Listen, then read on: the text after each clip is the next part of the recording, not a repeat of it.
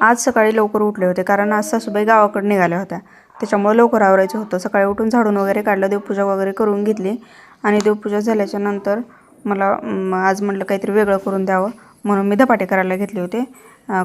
भोपळा आणलेला होता लांबका, त्याच्यामुळे पहिल्यांदा भोपळा खिसून घेतला आणि नंतर सगळ्या पीठ घेतलं बघा. पहिल्यांदा ज्वारीचं पीठ घेतलं 2 वाट्या, नंतर गव्हाचं पीठ घेतलं 2 वाट्या आणि 1 वाटा बेसन पीठ घेतलं. हे सगळं व्यवस्थित चाळून वगैरे घेतलं आणि आपल्याला वाटण करायचं त्याच्यामुळे मिरच्या वगैरे घेतल्या. मिरच्या, कढीपत्ता, लसूण सगळं मिक्सरच्या भांड्यामध्ये टाकून वाटून घेतलं व्यवस्थित.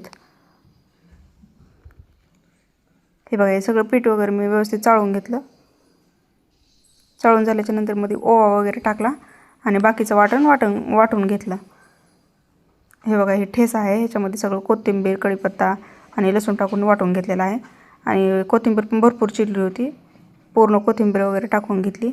आणि भोपळा पण होता किसलेला, तो खिसलेला भोपळा टाकून घेतला. आमच्या इथं भोपळ्याचेच आवडतात, कोणी पालकचे करतं, कोणी मेथीचे करतं, परंतु आमच्या इथं लेकरांना भोपळ्याचेच आवडतं, त्याच्यामुळे मी भोपळ्याचेच करते. आता याच्यामध्ये भोपळ्यामध्ये पाणी असतं, त्याच्यामुळं पहिल्यांदा भोपळाच व्यवस्थित पूर्ण असं मिक्स करून घ्यायचं पिठाला आणि नंतर जसं लागेल तसं थोडं पाणी टाकत राहायचं आणि व्यवस्थित मळून घ्यायचं. जास्त घट्ट पण मळायचं नाही, नाहीतर मग धपाटे करताना जोर लावावा लागतो, त्याच्यामुळं असं सैलच पीठ मळून घ्यायचं. हे बघा, जास्त पातळ नाही आणि जास्त घट्ट पण नाही, असं आपण जसं चपातीला करतो ना तसं. चपातीपेक्षा थोडं सैल केलं तरी चालतं, म्हणजे व्यवस्थित धपाटे येतात. म्हणजे कापडाला व्यवस्थित कापड होतं माझ्याकडे पहिलेच कट केलेलं, मग ते कापड पाण्यामध्ये भिजवून घेतलं आणि कोळपाटावर ठेवून असे धपाटे आपले करून घेतले. आणि मी असं वरून कट करून कांदा टाकते, कारण आम्हाला तसेच आवडतात. कोणी असं पिठामध्ये पण कांदा कट करून टाकला तरी छान लागतात, पण मी असं वरून टाकते कांदा, धपाट्याला लावते. कोणाला कांद्याचे आवडत नाही, त्याच्यामुळे मी बिना कांद्याचे पण करते, काही तसे करते आणि काही असे करते.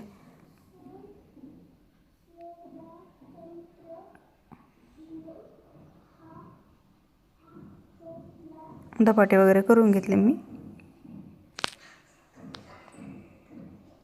अशा पद्धतीने आता पूर्ण धपाटे करून घेते मी.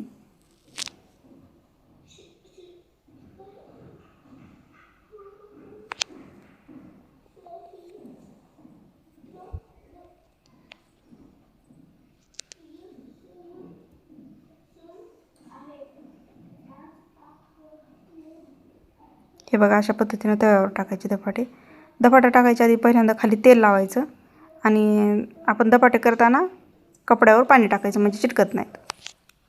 तव्यावर तेल टाकायचं, तव्याला चिटकत नाहीत आणि कपड्यावर पण. आणि त्या दिवशी आपण वर केलं होतं बघा प्रांजलच्या गहू टाकून ते बॉल, हे एवढे उगवले प्रांजलचे गहू. आणि नंतर मग स्त्रीला 15 ऑगस्टसाठी भाषण पाहिजे होतं, त्याच्यामुळे त्याचं भाषण लिहित बसले. आणि नंतर मग सासूबाई गेल्या, सासूबाईंना वाटं लावलं आणि मग जेवण वगैरे करून बसलो. तर बाय, आज पुरतं एवढंच. कसा वाटला ब्लॉग कमेंटमध्ये सांगा आणि सबस्क्राईब करा.